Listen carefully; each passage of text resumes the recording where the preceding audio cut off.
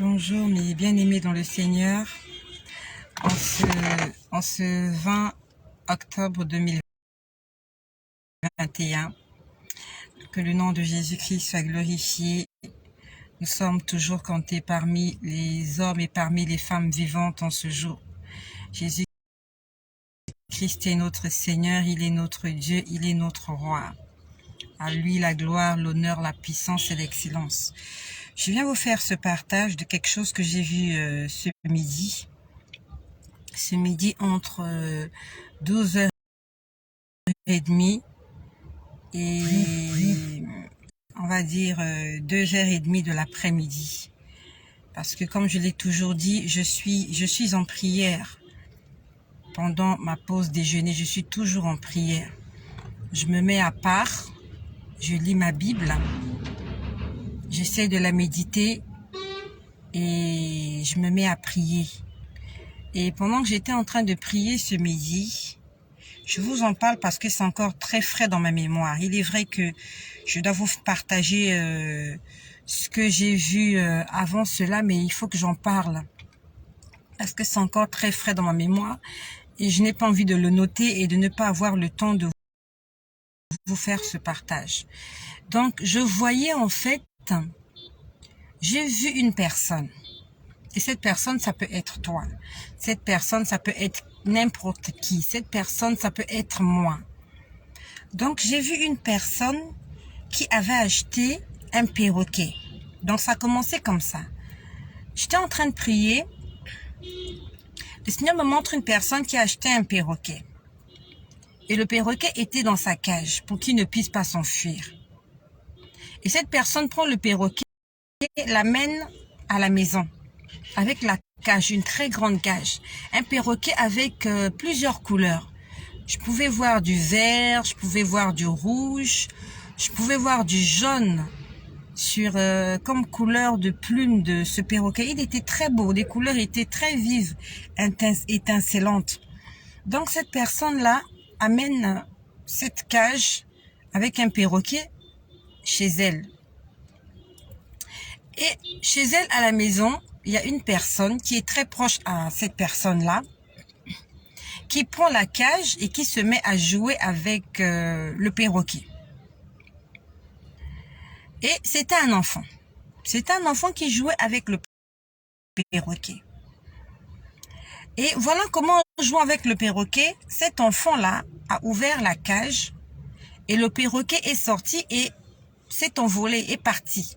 Donc le perroquet a fui sa cage. En fait, la personne a perdu son perroquet. Mais après que le perroquet soit sorti, on peut se rendre compte que en dehors du perroquet, j'ai vu qu'il y avait deux autres oiseaux. Donc au départ, quand la personne a acheté le perroquet était seul. Mais quand le perroquet s'est échappé de la cage, j'ai vu deux autres oiseaux, de grands oiseaux, qui étaient dans la cage et qui se sont aussi échappés. Mais vraiment, la personne n'a pas pu empêcher au perroquet de sortir, ni aux deux oiseaux de s'en aller. La personne a essayé, mais n'a pas pu. C'est une image que toi et moi, on peut interpréter de diverses manières, mais c'est mieux quand le Saint-Esprit nous laisse l'expliquer comme il a voulu nous transmettre le message. Je suis restée tranquille, j'étais en train de prier, j'étais en train de demander, mais Seigneur, que signifie ce que je viens de voir? Quand je pose la question au Seigneur de ce que signifie ce que je venais de voir, bonsoir à ma sœur Bangui Koya, j'ai lu ton message et je bénis le Seigneur de ce qu'il est en train de se manifester dans ta famille. Ne cesse pas, ne cesse pas, ne cesse pas, n'abandonne pas, ne baisse pas les bras, ne te décourage pas, continue le processus que nous avons commencé. Bonsoir à mon frère Pika Frédéric, soyez tous bénis. Je vous vois nombreux là, soyez tous bénis au nom de Jésus. Donc quand je demande au Seigneur de savoir ce que signifie ce qu'il m'a montré, à ce moment-là, je vois maintenant autre chose. Alors, dans autre chose que je vais voir, ça va être un peu long, mais il faut que j'en parle. Je peux voir deux personnes qui vivaient ensemble. Et de cette relation que deux personnes ont eue, ils ont donné naissance à un enfant. Là encore intervient un enfant. La première vision, c'est un enfant qui a ouvert la cage du perroquet et le perroquet est sorti et je pouvais voir le perroquet s'en aller, voler, aller loin. En fait, on ne pouvait pas rattraper ce perroquet-là. Les oiseaux aussi. Il y avait deux oiseaux à l'intérieur. Ces oiseaux-là étaient de couleur blanc.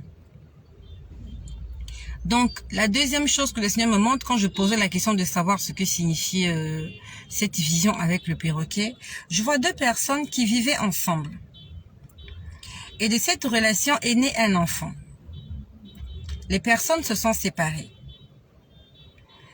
Et l'une des personnes a pris l'enfant, puisque c'était son enfant, a gardé l'enfant. Mais les deux personnes n'étaient plus ensemble. On va dire que, disons que c'est un couple. Donc, je pouvais voir un couple. Je vais l'expliquer comme ça pour que ce soit plus compréhensible. Dans un couple, ils vivaient ensemble, monsieur et madame. Et de cette relation est né un enfant.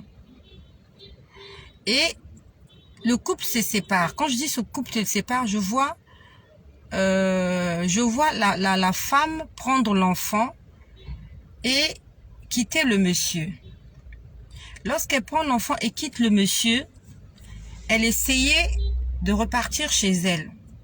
Donc, c'est comme si elle avait une maison. Donc, chez elle, je ne sais pas, est-ce que c'était sa famille d'origine, je ne sais pas. Mais je la vois quitter son mari, enfin, ce monsieur, je ne sais pas si c'était son mari.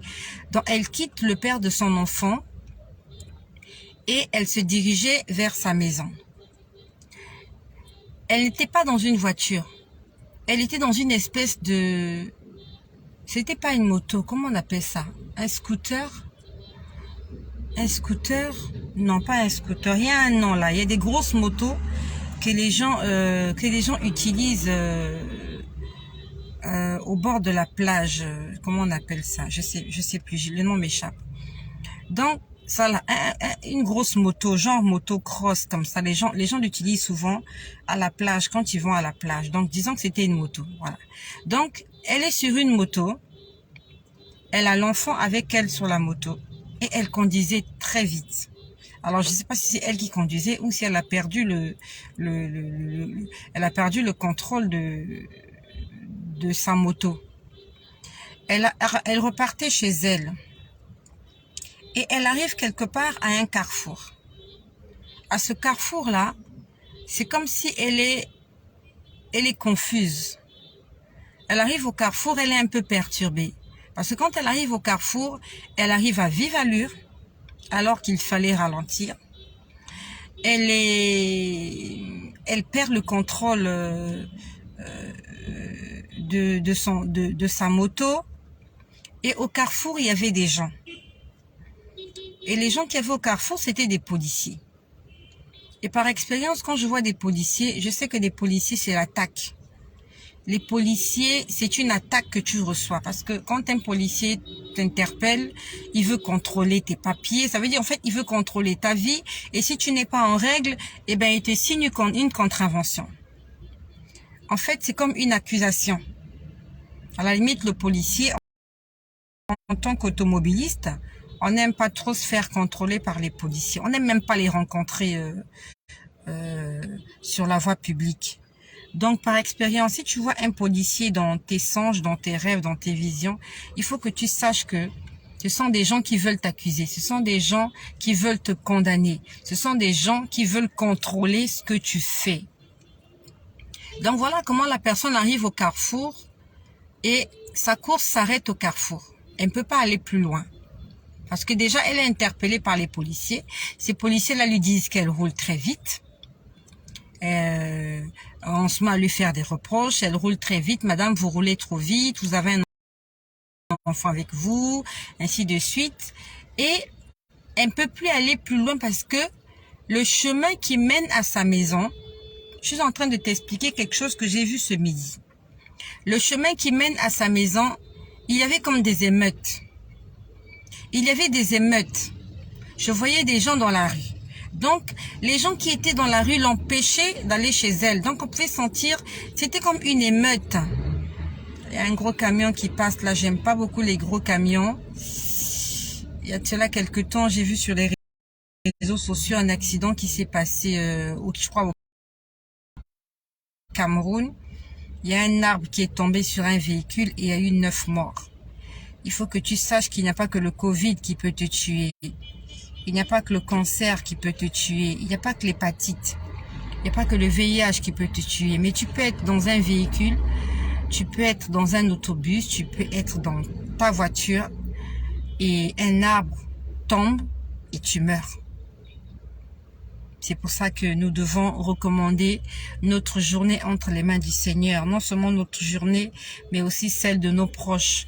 Non seulement recommander cela entre les mains du Seigneur, mais aussi marcher dans la vérité.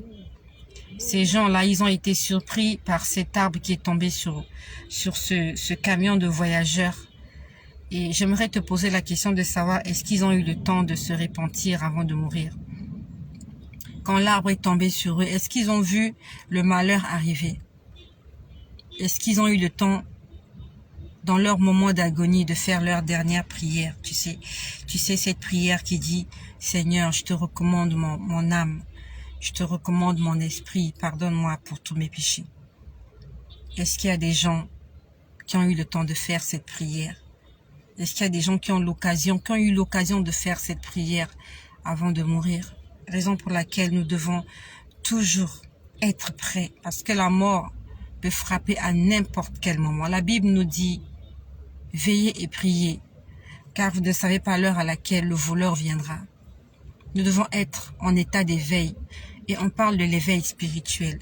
C'était juste une parenthèse pour te dire que si nous sommes toujours vivants, c'est par la grâce du Seigneur. Combien de fois nous avons échappé à la mort, à des arbres qui ont failli tomber sur nous, à des gros camions qui ont failli se renverser sur nous, à des véhicules qui ont même failli nous heurter. Combien de fois nous avons échappé à la mort? Et si aujourd'hui, 20 octobre 2021, nous sommes toujours en vie, c'est par la grâce du Seigneur. Ce matin, j'écoutais les informations. C'était le 10e anniversaire de la mort de Mohamed Kadhafi, qui était le président de la Libye pendant 42 ou 43 ans. Cet homme-là n'est pas mort de maladie. Cet homme-là n'a pas connu le Covid. Il n'est pas mort de cancer. Mais il est mort lynché par des gens. Des gens l'ont tué. Il vivait dans l'opulence, il vivait dans la richesse. Il avait tout ce qu'il voulait. Il avait la gloire, le pouvoir. Mais il est mort comme un moins que rien. Et aujourd'hui, ça fait 10 ans qu'il est mort. J'aimerais te poser la question de savoir, est-ce qu'il a la paix de son cœur là où il est? Alors que les hommes sont en train de faire des reportages, des documentaires sur sa personne.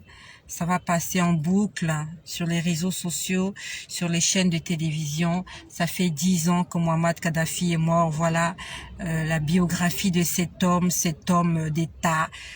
Est-ce que là où il est, il a la paix de son cœur? Est-ce que là où il est en train de reposer auprès de son Créateur? Est-ce qu'il est allé se reposer? Ou bien il est en train de payer ce pourquoi il a vécu sur cette terre. Un jour, nous aurons des comptes à rendre au Seigneur, tôt ou tard, qui que nous soyons, quoi que nous ayons, où que nous soyons. Un jour, nous allons rendre compte au Seigneur.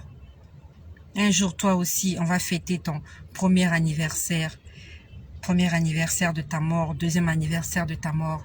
Tes proches vont se commémorer, tous les souvenirs, ainsi de suite. Et un jour, on ne fêtera même plus ça parce que ça fera des années que tu seras mort et plus personne ne pensera à toi. Mais toi, tu te retrouveras où? Tu auras laissé peut-être ton mari, tes enfants, tu auras laissé ta femme, des gens que tu aimes, et toi-même, le salut est individuel. Toi-même, où est-ce que tu vas te retrouver? Où est-ce que tu vas te retrouver? C'était juste une parenthèse. Donc j'étais en train de voir, je reviens à ce que je disais, cette personne n'a pas pu rentrer chez elle.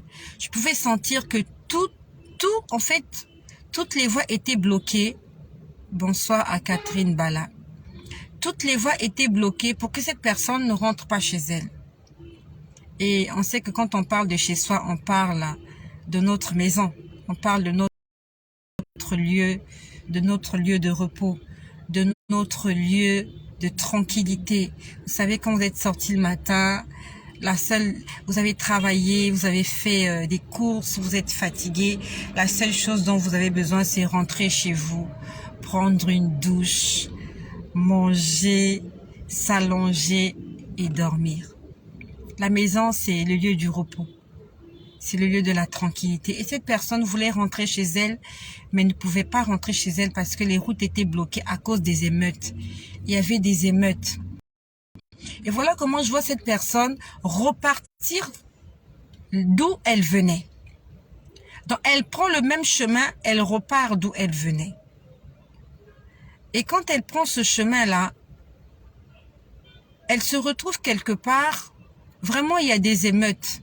Je pouvais voir que il y avait de l'agitation autour d'elle. Les magasins étaient déserts. Quand je dis les magasins étaient déserts, c'est comme si s'était passé quelque chose. Les gens ont abandonné tout ce qu'ils faisaient et ont fui. Je pouvais voir des boutiques ouvertes, mais il n'y avait plus personne. Donc, je ne sais pas qu'est-ce qui s'est passé, mais les magasins étaient restés ouverts. Les propriétaires des magasins, en fait, on va dire que les gens ont fui en catastrophe. Je ne sais pas qu'est-ce qui s'est passé pour que les gens puissent fuir en catastrophe. Il y avait la débandade. Et je pouvais voir qu'il y a des gens qui venaient piller. Il y avait un pillage qui se faisait. On était en train de piller des boutiques. Et cette personne-là était dans son véhicule. La personne était garée dans son véhicule, avec l'enfant dans le véhicule.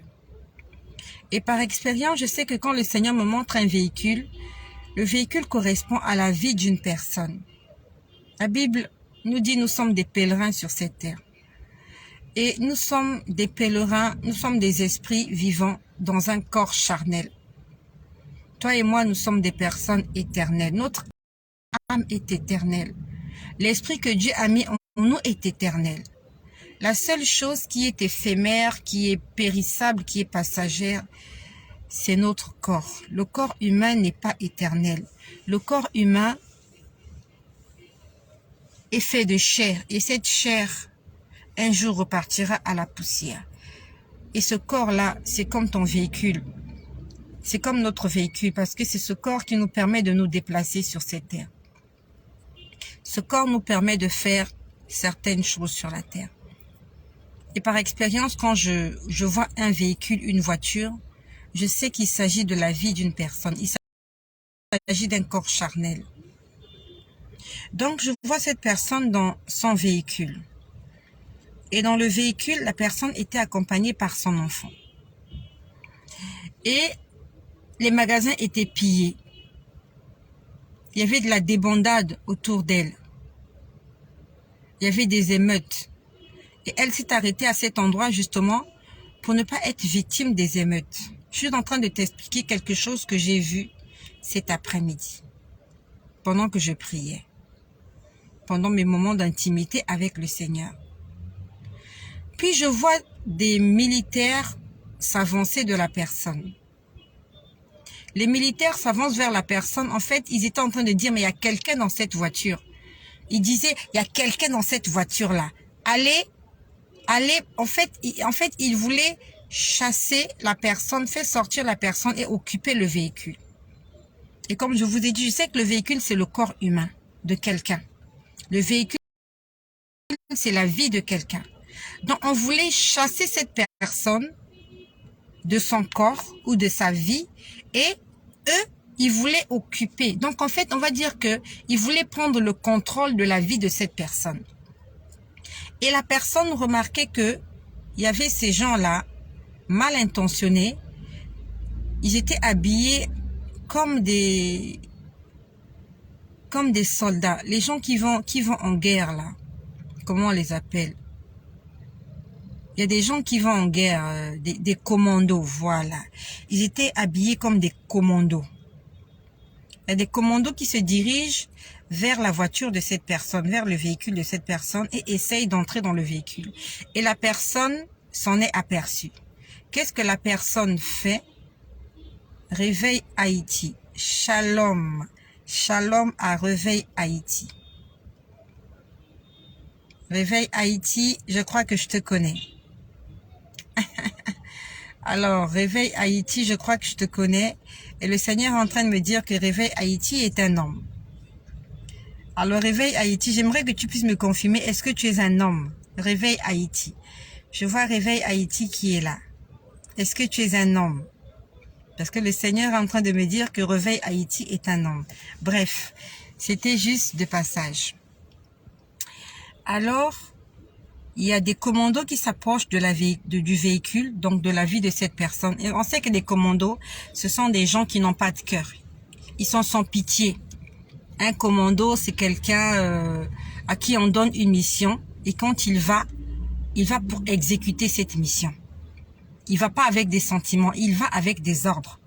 Il exécute l'ordre et il rentre à la base où il retrouve ses supérieurs pour faire le compte rendu de la mission qui lui a été donnée. Et je vois ces commandos-là s'approcher de la voiture et la personne se rend compte qu'il y a des gens qui s'approchent de la voiture. Les vitres étaient descendues. La personne fait un effort de monter la vitre de derrière. Mais la vitre du côté co-chauffeur était ouverte. Et à côté d'elle, il y avait l'enfant. Donc cette personne avait un enfant. Et je vous parle des choses spirituelles. Ce ne sont pas des choses charnelles que je suis en train de vous dire. Quand je vous parle d'un enfant, c'est pas forcément un enfant. Et je te laisse être patient. Tu vas comprendre comment le Seigneur est en train de nous parler.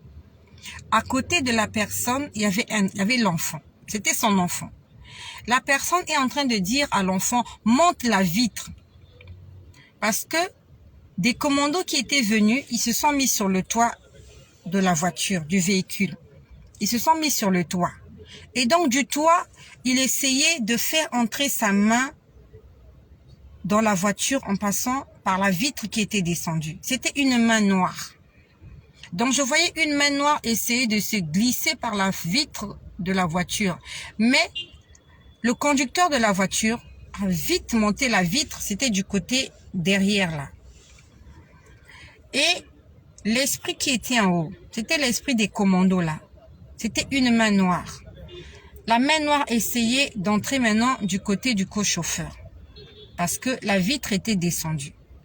Et je vois cette personne-là en train de dire à l'enfant, monte la vitre, monte vite la vitre, monte la vitre, monte la vitre. L'enfant avait du mal à monter la vitre. On va même dire que l'enfant ne réagissait pas. Et la main noire essayait d'entrer dans la voiture en passant par cette petite ouverture qui était dans la voiture. Et que l'enfant n'arrivait pas. La maman avait du mal parce que la maman devait tout faire pour que la main noire n'entre pas ici et elle essayait de fermer, de monter la vitre qui était du côté co-chauffeur, mais elle n'arrivait pas. Et elle disait à l'enfant qui était à côté de la vitre, elle disait à l'enfant, monte la vitre, monte la vitre. L'enfant n'arrivait pas à monter la vitre. Et qu'est-ce qu'elle fait? Elle démarre la voiture. Elle démarre la voiture à ses risques et périls. Parce qu'elle sait que quand elle démarre la voiture, ils vont tirer sur elle. Parce que c'est comme un contrôle de police.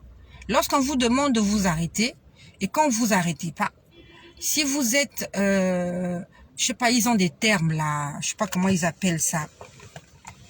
Si vous êtes suspecté de quelque chose, ils peuvent ouvrir le feu. C'est comme ça qu'ils appellent. Et nous savons que la semaine dernière, il y a une petite fille de 3 ans qui a été tuée comme ça par un policier. Je crois que ça s'est passé au Cameroun. Il y a une maman, j'ai lu l'histoire, hein. J'ai lu l'histoire. Je sais pas si elle est vraie, mais je crois qu'elle est vraie. Il y a une maman qui a amené ses enfants à l'école dans une voiture non immatriculée. Je crois que ça s'est passé au Cameroun la semaine dernière. Et elle a été interpellée par un policier qui lui a demandé de s'arrêter. Elle ne s'est pas arrêtée. Elle est passée. Et on dit que il y a, je crois, des policiers, quelque chose comme ça, qui ont ouvert le feu sur le véhicule. Bonsoir à Émilie Yeboah. Bonsoir à mon frère Jean. Donc, ils ont ouvert le feu sur le véhicule et tuant une petite fille de 3 ans. Raison pour laquelle, c'est comme je t'ai dit, quand tu vois un policier dans tes rêves, dans tes songes, dans tes visions, il faut que tu saches que c'est une attaque. Quand tu vois un policier, un gendarme, un militaire, on va dire quelqu'un en tenue, c'est une attaque. On veut te faire du mal, on veut t'accuser, on veut contrôler ta vie. Donc, je vois cette personne démarrer la voiture et se mettre à rouler. À ses risques et périls parce que je savais que la personne savait que on avait tiré sur elle. Donc, elle a préféré mettre sa vie en danger que de laisser cet esprit impur qui était sur la toiture de la voiture entrer dans la voiture par l'ouverture de la vitre qui était du côté co-chauffeur. Et cette personne-là roule. Je vois la personne rouler, sauf qu'ils n'ont pas ouvert le feu. Ou bien ils ont ouvert le feu, mais ça ne l'a pas touché. Parce que j'ai vu la personne rouler. Et je suis en train de parler des choses spirituelles. La personne roulait et en roulant, cette personne se retrouve sur une voie non carrossable. Ça veut dire que sa marche est ralentie. Sa course est ralentie. Elle se retrouve sur une voie non carrossable. Elle savait pas où aller et se retrouve dans le fief de l'ennemi. Ça veut dire qu'elle se retrouve dans le camp des ennemis. Et quand elle se retrouve dans le camp des ennemis, je peux voir des militaires s'approcher d'elle. Elle arrive quelque part, il y a une embuscade. Elle peut plus avancer. Et il y a un militaire qui dit, « Madame, vous n'avez pas le droit d'être là, mais comme vous êtes là, vous ne pouvez plus faire marche arrière. » On lui intime l'ordre de descendre. Il y a des gros véhicules qui passent. J'aime pas les gros véhicules. Tout le monde a peur de la mort. Hein. J'aime pas les gros véhicules, surtout ces véhicules-là qui ont des charges, des conteneurs, qui transportent des conteneurs. Je n'aime pas voir ça. Donc, elle se retrouve dans le quartier général de ses ennemis. Et on lui intime l'ordre de sortir du véhicule. Elle sort du véhicule. Elle se retrouve maintenant à pied. Avec l'enfant. Elle essaye de fuir, mais elle ne peut pas fuir parce que l'enfant ne peut pas courir comme elle. On va dire que l'enfant l'empêchait de faire certaines choses. Elle se retrouve quelque part. Il y a encore un gros véhicule qui arrive. Oh là là, j'aime pas les gros véhicules. Alors c'est un gros véhicule qui transporte un autre gros véhicule. Il y en a un, il y en a deux, des gros véhicules qui transportent des grosses charges. Oh my God! Seigneur Jésus, que le Seigneur nous protège. Alors il y a un troisième, il transporte des grandes charges. Vous savez, c'est par la grâce de Dieu qu'on vit. Tu es sûr que l'ennemi n'a pas envie que ce véhicule-là se renverse sur toi? Tu es sûr que tes ennemis, le diable et les sorciers, n'ont pas envie que tous ces véhicules avec de grandes charges comme ça qui passent à côté de toi puissent se renverser pour que toi tu meurs? C'est sûr qu'ils sont en train de pousser ces véhicules, alors c'est pas fini. Alors c'est pas fini. Là maintenant il y a un gros véhicule avec un gros conteneur. Oh my God! Oh my God! Il y a un autre véhicule qui arrive avec une grande charge. Seigneur Jésus, Seigneur Jésus. Ils transportent des gros véhicules. Seigneur, et ça n'en finit pas. Ça n'en finit pas, my God. Ça n'en finit pas. J'ai laissé des enfants à la maison. Je dois les retrouver ce soir. Ça n'en finit pas. Il faut que nous puissions vivre pour Jésus. Le monde de la circulation est un monde rempli de dangers. Il y a des dangers partout, il y a des dangers partout. Même si tu es garé sur le côté, il y a un véhicule qui peut venir te heurter. Ça n'en finit pas. Ça n'en finit pas. Ils ont des grandes charges sur eux. My God, Seigneur Jésus, dis merci à Jésus-Christ. Nous vivons par la grâce du Seigneur Jésus. Ça n'en finit pas. J'ai l'esprit en suspens. J'ai l'esprit en suspens. Je suis très sensible à ce genre de choses. Je suis désolée pour la longueur de la vidéo. Ça n'en finit pas. Alors j'espère que c'est fini. J'espère que c'est fini. Ce sont vraiment des grands camions avec des grandes charges. Ils sont en train de transporter d'autres camions au-dessus. Oh Seigneur. Mais c'est terminé. Dieu merci. Donc je reviens à ce que je disais. Je vois cette personne-là. Elle a son enfant dans les bras. Elle est à la merci de ses ennemis. Il l'emmène quelque part. Et je peux voir que on est en train d'interroger l'enfant. On était en train d'interroger cet enfant. On questionnait cet enfant. Et en questionnant cet enfant, je me rends compte que cet enfant n'est pas un enfant ordinaire. C'est pas un enfant ordinaire. Parce qu'il se comportait vraiment pas comme un être humain. Je ne sais pas comment je peux expliquer, mais c'est pas un enfant ordinaire, c'est pas un enfant simple. Il y a quelque chose avec cet enfant-là. Et ils sont comme... C'est comme si on les avait séquestrés. On les a séquestrés quelque part. On interrogeait l'enfant. Je ne sais plus quel genre de questions on lui posait. Et je vois quelqu'un arriver. Il y a quelqu'un qui arrive vers cette personne-là. Et la personne lui dit que tu ne peux pas t'en sortir tant que tu vas garder cet enfant avec toi. Le Seigneur aimerait parler à quelqu'un. Le Seigneur aimerait tous nous parler. Moi, je l'ai vu, on va dire, comme un film. Hein. C'est comme un film que je t'ai expliqué. Mais tous les détails signifient quelque chose. Je t'ai dit déjà, la voiture, c'est le corps humain. Donc, on essaye de te faire sortir de ta voiture parce que quelqu'un d'autre va occuper ta voiture.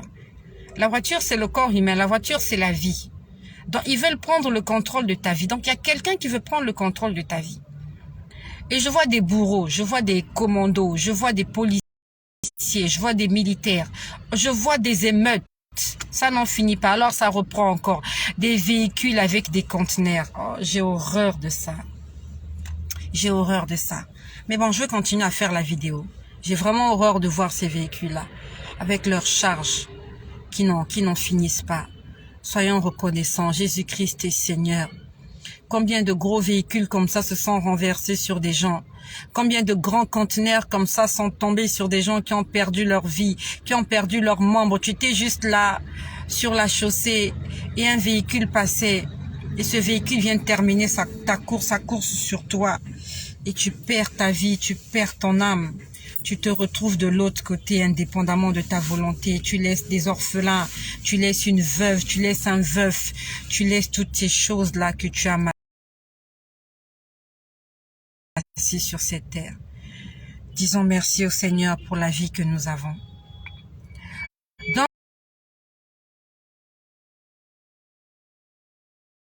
Donc, je vois quelqu'un arriver dire à cette personne, il faut que tu te débarrasses de l'enfant que tu as. On lui a dit, tant que tu auras cet enfant, tu ne pourras pas faire des choses comme il se doit. L'enfant va ralentir ta marche.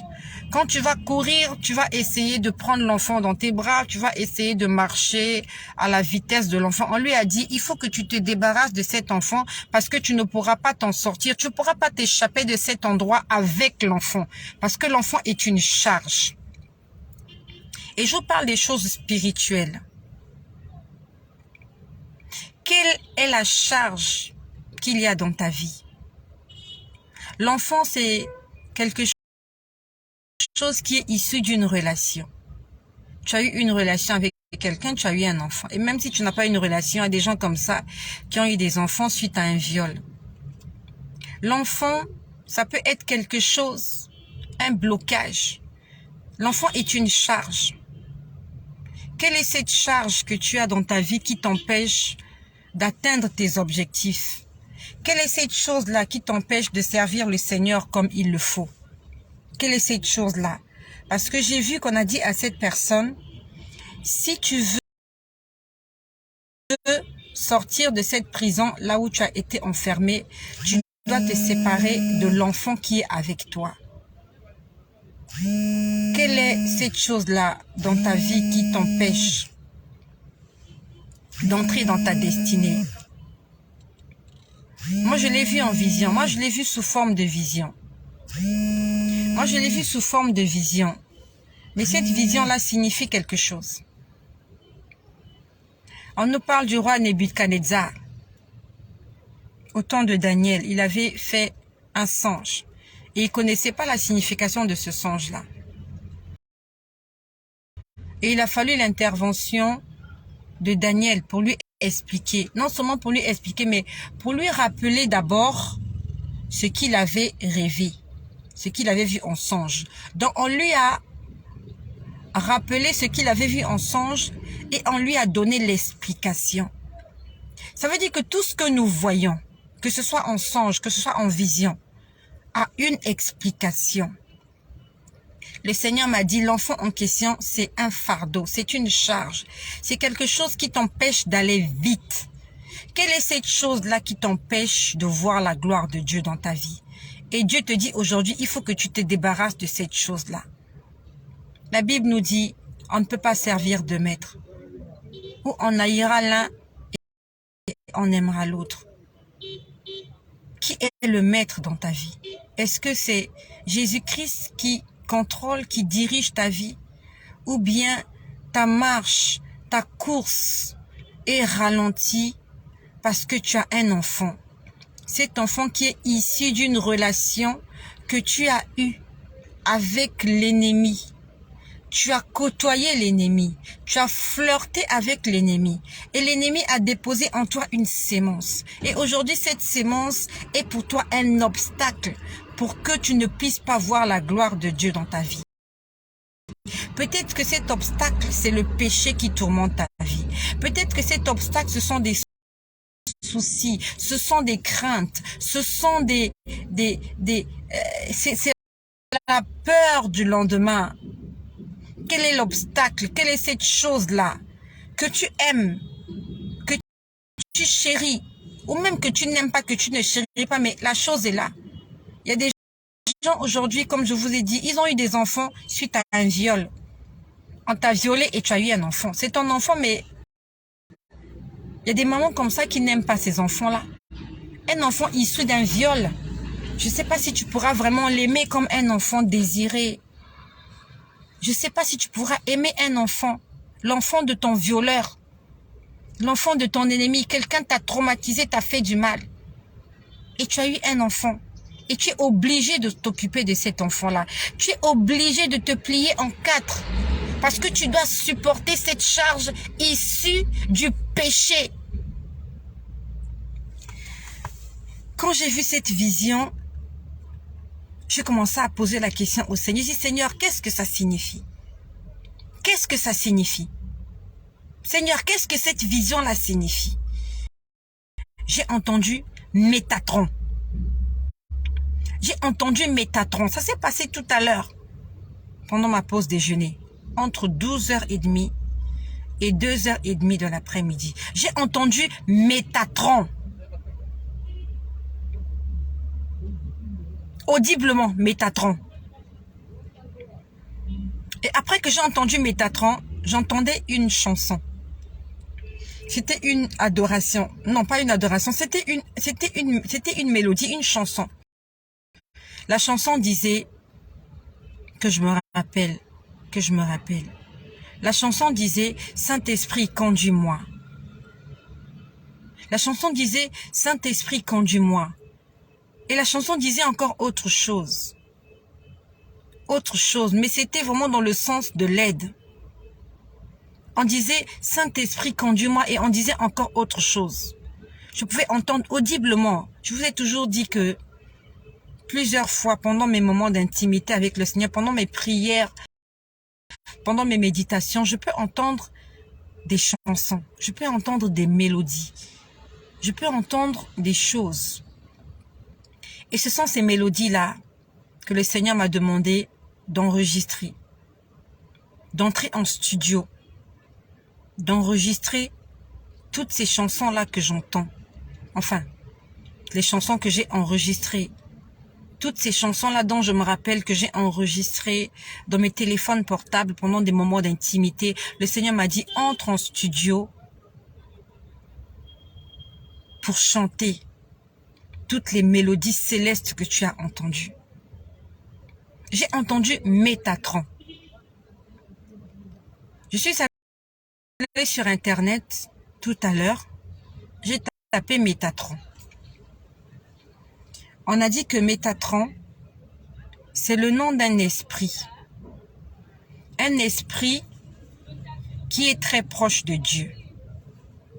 Et on a dit que cet esprit-là est représenté dans l'astrologie sous le signe de la Vierge. Nous connaissons les signes astrologiques.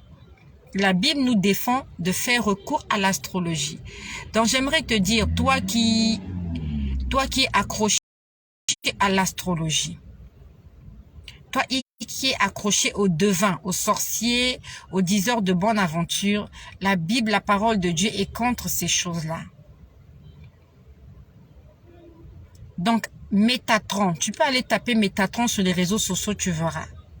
Il y a plusieurs significations, mais la signification qui m'a interpellée, c'est là où on disait que Métatron est un esprit proche de Dieu. Et que cet esprit est représenté dans l'astronomie, l'astronomie, comme vous voulez. Cet esprit-là est représenté dans l'astrologie comme étant le signe de la Vierge. La Bible nous dit, dans l'Ancien Testament, il y avait un ange qui était très proche de Dieu. Cet ange-là était la deuxième personnalité dans le royaume des cieux. C'était un ange qui apportait la lumière. On l'appelait le fils de l'aurore. Il était resplendissant. Mais il a voulu monter à la montagne de Dieu et s'égaler à Dieu. La Bible nous dit qu'il y a eu une rébellion dans le ciel. Que Archange et ses anges ont combattu le dragon. Et que le dragon est descendu sur la terre. La Bible nous parle de cet ange qui était proche de Dieu. Cet ange qui était aimé de Dieu. Cet ange qui était revêtu de grandeur, de splendeur. Il s'appelait Lucifer. Et aujourd'hui, on l'appelait le diable Satan. Il était la deuxième personnalité sur terre. Et quand on lit cette définition dans le dictionnaire de Google, je suis allée chercher sur Google, on dit que Métatron est le nom d'un archange qui était proche de Dieu. Et cet archange en question, c'est Lucifer. Donc, je demande au Seigneur de savoir ce que signifie la vision qu'il m'a montrée. J'entends Métatron. Métatron, ça veut dire que Métatron est à l'œuvre dans la vie de quelqu'un. Quelle est cette charge? Quelle est cette chose qui t'empêche de servir le Seigneur? Quel est ce péché qui va t'empêcher de rentrer à la maison? Pour ceux qui m'ont suivi, je vous ai dit que cette personne a eu une relation et que de cette relation est issu un enfant. La personne prend l'enfant et se dirige vers sa maison, mais en route, il y a des émeutes, elle ne peut pas rentrer chez elle. Elle prend un chemin, le chemin était bloqué, il y avait des émeutes. Elle prend un autre chemin, il y avait des émeutes. Et sur le chemin en question, elle rencontre des militaires, des policiers à un carrefour. Ces policiers-là lui font des reproches, qu'elle roulait trop vite. Voilà comment elle rebrousse chemin, elle se retrouve quelque part. Vraiment, il y a la débandade, il y a la pagaille, il y a les émeutes, les magasins sont ouverts, il y a du pillage. Elle est là garée et il y a des gens comme des commandos qui essayent de venir s'emparer de sa voiture. Et elle demande à l'enfant de fermer la porte, de monter la vitre. L'enfant n'arrive pas à monter la vitre. Ça veut dire qu'il y avait une porte d'ouverture dans la vie de cette personne. Donc le fait, il y a un enfant dans ta vie. L'enfant en question, c'est quelque chose qui est une porte d'ouverture dans ta vie. Parce que je la voyais dire à l'enfant, monte la vitre, monte la vitre. L'enfant n'a pas pu monter la vitre. Et il a fallu que la personne puisse démarrer la voiture pour échapper à ses ravisseurs. Quelle est cette chose-là qui t'empêche de voir la gloire de Dieu? C'est quoi cette chose qui va t'empêcher de rentrer à la maison? J'ai entendu Métatron. Ça veut dire que Satan est peut-être en œuvre dans ta vie. Satan est en train de t'empêcher d'entrer dans ton repos, de t'empêcher d'entrer dans ta gloire. La Bible nous dit, il vient pour dérober, égorger et détruire. L'œuvre de l'ennemi dans ta vie, c'est pour te détruire. Premièrement, physiquement. Deuxièmement, spirituellement. Il va détruire ton corps. Parce que la Bible nous dit qu'à la fin de temps, nous aurons des corps incorruptibles. Mais pour avoir ce corps incorruptible, il faut rester attaché au Seigneur. Je suis désolée pour la longueur de la vidéo. Beaucoup de gens ne vont pas supporter cette vidéo qui est longue, surtout des gens qui ont des problèmes de connexion. Je suis désolée, mais il faut que j'en parle. Le Seigneur a dit, nous devons nous débarrasser de toutes les choses qui nous empêchent de voir sa gloire. Parce que j'ai vu qu'on est venu voir cette personne-là, là où elle était, dans les mains de ses geôliers. Les geôliers, c'est le maître de prison. On l'avait capturée. Elle était dans le camp de l'ennemi. Et j'ai vu quelqu'un s'approcher d'elle. La personne lui a dit, si tu veux sortir de cet endroit, il faut que tu te débarrasses de cet enfant parce que cet enfant est une charge pour toi. Cet enfant est un obstacle. Tu ne pourras pas sortir avec cet enfant. Il y a quelqu'un qui essayait de la débarrasser de cet enfant, mais il y avait un geôlier qui était là. Il y avait quelqu'un qui surveillait. C'est comme s'il y a quelqu'un qui était en mission pour qu'elle reste à cet endroit. J'aimerais que nous puissions faire l'introspective de notre vie, la méditation de notre personne.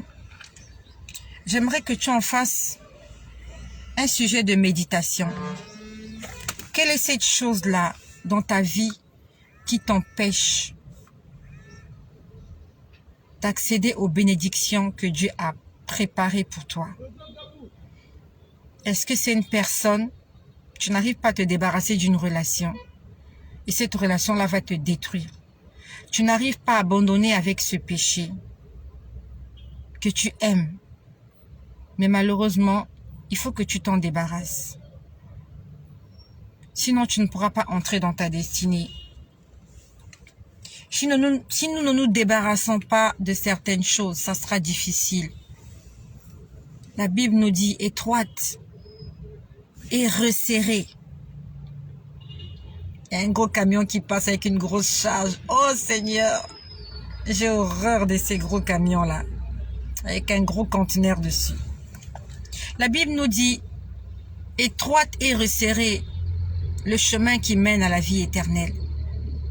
Mais grand et spacieux le chemin qui conduit à la perdition. Si nous voulons entrer dans le royaume des cieux, nous devons nous dépouiller. La Bible nous dit que celui qui veut me suivre doit porter sa croix. La croix, c'est le fait de supporter certaines souffrances, de faire des sacrifices. Le fait d'abandonner quelque chose qu'on aime ou qu'on a aimé, c'est pas évident, c'est difficile. Mais nous devons nous débarrasser de ces choses-là si nous voulons entrer dans notre repos. J'aimerais qu'on en fasse un sujet de méditation. Qu'est-ce qui nous empêche? Qu'est-ce qui t'empêche? Est-ce que c'est cette relation conjugale que tu as avec cet homme qui n'est pas ton mari? Est-ce que c'est cette relation impudique que tu as avec cette femme? La Bible nous dit aucun adultère n'héritera le royaume des cieux. La Bible nous dit aucun impudique n'héritera le royaume des cieux. Impudique, c'est quoi? C'est fornication. Fornication, c'est quoi? C'est toute relation intime avant le mariage ou hors mariage. Toi qui vis avec cette personne, vous n'êtes pas mariés, mais vous vivez ensemble. Vous entretenez des rapports intimes. Si aujourd'hui le Seigneur Jésus revient, vous allez rester. Même si vous avez déjà eu des enfants. Parce que le mariage n'a jamais été célébré. Tu dois célébrer ton mariage. Tu dois épouser cette personne. Vous devez vous marier. Afin que lorsque le Seigneur vous voit, qu'il ne voit plus le péché. Qu'il voit une relation consentie et validée par Dieu. Et il y a plusieurs personnes comme ça sur terre. Même des chrétiens. C'est mon compagnon, c'est ma compagne. C'est mon copain, c'est ma copine, c'est ma petite amie, c'est mon petit ami. Dieu est contre ces relations-là. Il faut que tu mettes de l'ordre dans ta vie. Allez vous marier. Peut-être que c'est le mensonge qui t'empêche d'entrer dans ta destinée. Tu n'arrives pas à dire la vérité. Tu te dis que le mensonge te construit. Il y a des gens comme ça. Pour avoir de l'argent, il est obligé de mentir. Elle est obligée de mentir. Il doit voler. Elle doit voler. Il doit escroquer quelqu'un. Il doit vendre tout et n'importe quoi. Est-ce que c'est le vol qui va t'empêcher d'entrer dans ta destinée? Est-ce que c'est le mensonge? Est-ce que ce sont les murmures, les critiques, les insultes? Toutes ces choses-là sont des obstacles. La Bible nous dit, rien d'impur n'entrera dans le royaume des cieux. Rien d'impur. Toutes ces choses-là, ce sont des charges que nous avons sur nous. Et pour entrer dans le royaume des cieux, nous devons nous débarrasser de ces choses-là. Il a dit, venez à moi, vous tous qui êtes chargés. Ce sont des charges. C'est comme un enfant. L'enfant est une charge. C'est pas une insulte, c'est la vérité. Quand tu as un enfant, c'est une charge pour toi. Parce que tu dois t'en occuper. Tu dois prendre soin de cet enfant. Et le péché aussi est une charge. Il y a beaucoup de parents aujourd'hui qui n'ont pas pu évoluer parce qu'ils ont eu trop d'enfants. Tu as un petit salaire. Tu n'arrives même pas à t'en sortir toi-même. Tu te mets en couple, vous êtes deux. Et comme il faut avoir des enfants, ben vous en avez 10. Voilà comment à cause des enfants, à cause des charges, parce que tu as trop de bouches à nourrir, tu n'arrives même pas à t'acheter une maison. Tu n'arrives pas à t'acheter une voiture, tu es endetté parce qu'il y a trop de charges. À la limite, si vous étiez monsieur, madame avec un enfant, tu t'en sortirais. Mais tu en as 6. Quand tu tapes à la machine, tu peux même pas t'acheter une parcelle de terrain. Tu peux pas. Parce que tu as des bouches à nourrir, tu as des charges. Il faut soigner, il faut habiller, il faut nourrir, il faut éduquer. Ce sont des charges. Et là, je ne parle pas de charges physiques, je parle de charges spirituelles.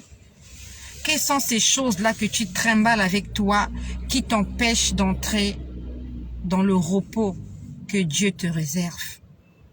J'ai entendu Métatron. Métatron est à l'œuvre.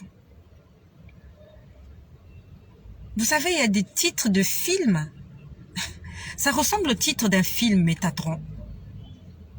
Quand j'ai entendu Métatron, j'avais l'impression que c'était le titre d'un film. C'est pour ça que le Seigneur m'a défendu de suivre la télévision. Je ne suis pas la télé. Quand j'allume la télévision, je me mets sur la chaîne, sur des chaînes chrétiennes, où je suis les informations. Faisons attention à tout ce que nous entendons là. Tu entends Métatron, c'est le titre d'un film, ou bien Métatron, ça sera le nom d'un acteur dans une série. Alors que tu sais pas que Métatron, c'est le nom du diable.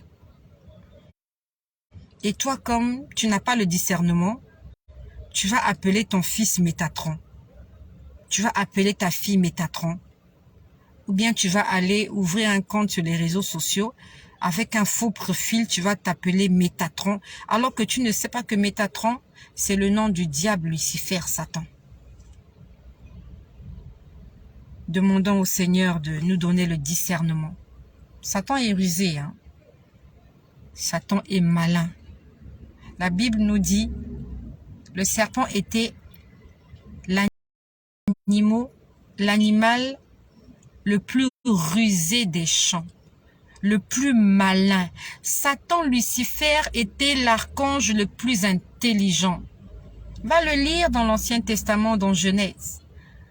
Lorsque Ève a été tentée, on dit qu'elle a été tentée par le serpent, qui était l'animal le plus rusé. Quand on dit rusé, intelligent, il sait comment t'avoir. Il sait comment t'avoir. Et il va utiliser son charme. Il va utiliser toutes les armes qu'il a pour t'avoir. Tu entends Métatron, ah, mais il y a un film qui est sorti là qui fait rage, Métatron, avec 54 millions de vues. Métatron, c'est le nom du diable. Faisons attention, fils et filles de Dieu. Faisons attention. J'ai vu quelqu'un essayer d'entrer dans son repos. Quelqu'un essayer d'entrer à la maison, de repartir à la maison. Mais cette personne avait une charge. Et cette charge-là l'a conduit tout droit dans le quartier général de ses ennemis. Et on lui disait, si tu veux sortir de cet endroit, tu dois te séparer de cet enfant. Tu dois te séparer de cette charge. Tu dois te séparer de ce fardeau. Tu ne peux pas entrer au ciel avec des fardeaux. Car la porte du ciel est très étroite. Tu ne pourras pas passer par là avec des bagages. Non. Tu dois être taillé sur mesure. Tu dois être taillé à la mesure et à la stature parfaite du Christ. Tel il est, tel nous sommes. Tel il est, tel je dois être. Il a dit, soyez saints comme votre Père céleste est saint. C'est un devoir, c'est une obligation pour nous, pour toi et pour moi, de nous décharger de toutes ces choses-là qui se mettent entre Dieu et nous. J'aimerais juste que tu prennes un bout de papier, que tu essayes d'énumérer toutes les choses qui t'empêchent d'entrer dans ta destinée. Je veux que tu puisses énumérer ça sur un papier. Tous ces péchés-là que tu n'arrives pas à abandonner. Tous ces péchés qui sont un obstacle entre Dieu et toi. La Bible nous dit, la main de Dieu n'est pas trop courte pour sauver, ni son oreille trop dure pour entendre. Mais ce sont nos fautes, ce sont nos péchés qui mettent une séparation entre Dieu et nous. La main de Dieu n'est pas trop courte pour sauver. L'oreille de Dieu n'est pas trop dure pour écouter nos prières. Mais ce sont nos fautes, ce sont nos nos fautes, ce sont nos péchés qui mettent un obstacle entre Dieu et nous. Quelles sont ces choses-là qui sont un obstacle entre Dieu et toi? Lorsque Dieu vient, il veut prendre la première place dans ta vie. Mais quand il vient, il voit une grande barrière, il voit un grand mur, il voit un grand fossé qu'il y a entre toi et lui. Enlève cette chose-là et laisse Dieu se manifester dans ta vie. Le Seigneur t'a parlé aujourd'hui. La Bible nous dit, aujourd'hui, si vous entendez sa voix, n'endurcissez pas vos cœurs. Si ce qui t'empêche d'entrer dans ta destinée, c'est cette vie de concubinage que tu as, va vite te marier. Je suis en train de parler à quelqu'un là. Vous n'êtes pas encore marié. Vous vivez en concubinage. Allez vous marier. Se marier n'est pas un péché. Bien au contraire. Mais c'est la vie de concubinage qui est un péché. Allez vous marier le plus tôt possible. S'il vous plaît. Jésus revient bientôt. Jésus n'attendra pas que tu te mettes en couple. Jésus n'attendra pas que tu sois marié pour qu'il revienne. Quand la trompette aura sonné, il reviendra. Il n'attendra pas que tu mettes ta vie en ordre. Parce que pendant que toi, tu es en train de t'amuser, il y a des gens qui sont en train de faire le ménage dans leur vie. Pendant que toi, tu suis la télé, il y a des élèves qui sont en train d'étudier leurs leçons. C'est pas parce que tu n'es pas prêt qu'on va repousser la date de l'examen. L'examen doit avoir lieu. L'examen aura lieu, que tu sois prêt ou que tu ne sois pas prêt. Les copies seront corrigées et les résultats seront publiés. Dieu n'attendra pas. Dieu ne t'attendra pas. Dieu ne vous attendra pas. Dieu ne nous attendra pas. Qu'une mère soit prête ou pas, le jour de l'accouchement, l'enfant doit sortir. Que tu aies fait ta layette ou pas, que tu sois dans la rue, que tu sois dans le métro, que tu sois dans le bus, que tu sois à la maison ou aux toilettes. Quand l'instant T arrive, l'enfant est prêt à sortir. Il va sortir. Même si tu croises tes jambes, cet enfant va sortir. Je suis une mère, je sais de quoi je parle. Quand l'enfant est prêt à sortir, tu ne peux pas le retenir. Quand la poche des os est déjà pleine, tu ne peux pas retenir un enfant qui veut sortir. Et pour ceux-là qui n'ont jamais mis au monde, je sais que tu as déjà eu une indigestion. Je vais être vulgaire. Tu as déjà eu la diarrhée. Est-ce que tu peux bloquer la diarrhée? Quand la diarrhée est prête là, elle doit sortir. Est-ce que toi, même si tu serres tes fesses comment, ça va sortir? Ça va sortir. Et même si tu n'as jamais eu la diarrhée, ok, supposons que tu n'as jamais eu la diarrhée, excusez-moi d'être vulgaire, je vais parler pour les personnes qui ont du mal. Parce que quand on parle d'accouchement, il y a des gens qui n'ont jamais mis au monde. Peut-être que tu n'as jamais eu la diarrhée, ok. C'est sûr que tu as déjà vomi. Lorsque tu as envie de vomir, lorsque ça monte, lorsque les vomissures sont déjà sorties de l'estomac, c'est au niveau de ta gorge. Tu peux encore avaler les vomissures. Est-ce que tu peux encore avaler les vomissures quand tu as envie de vomir? Même si tu es devant le chef de l'État, tu dois vomir et tu vas vomir parce qu'il faut que cette chose-là sorte. Tu ne peux pas empêcher à cette chose-là de sortir. On ne peut pas empêcher à Jésus de revenir. Que tu sois prêt ou que tu sois pas prêt, que tu sois dans l'avion, que tu sois en train de faire un discours, que tu sois un acteur en train de faire un film, que tu sois un journaliste en train de présenter une émission, quand l'envie arrive, ça sort. Donc, quand la trompette sonnera, où que tu sois, qui que tu sois, quoi que tu aies, Jésus reviendra. Et il va récupérer ceux-là qui sont prêts. Et ceux qui ne seront pas prêts, ils vont passer par la grande tribulation. Pas la tribulation, mais la grande. La plus grande que le monde n'ait jamais connue. Où les enfants de Dieu seront pourchassés. Merci d'avoir été connecté pendant tout ce temps. Je crois que ça fait plus d'1 heure que je parle déjà. Merci de faire... Merci de faire la réflexion de notre vie et de partager ce message. Car Jésus-Christ revient déjà. Soyez bénis.